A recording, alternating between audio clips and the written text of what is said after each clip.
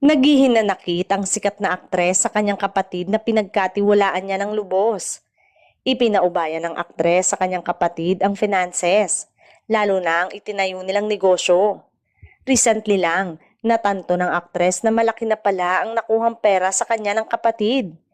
Meron silang itinatayong negosyo kung saan milyones ang ipinuhunan ng sikat na aktres.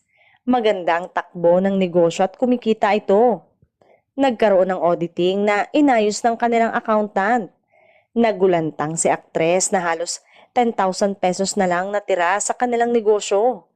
Nadiskubre rin daw nito na may mga bayaring ipinagkatiwala niya sa kanyang kapatid pero hindi pala ibinayad. Kailangan bayaran ng mga yon forthwith or else mapapahamak siya. Litong-lito si aktres kung anong hakbang ang dapat niyang gawin. Dapat ba niyang ihabla ang kanyang kapatid? Maaatim ba niyang pagbayarin ito sa kasalanan? Hindi lubos maisip ni aktres na aabot sa ganito dahil buong-buo ang tiwala niya sa kanyang kapatid.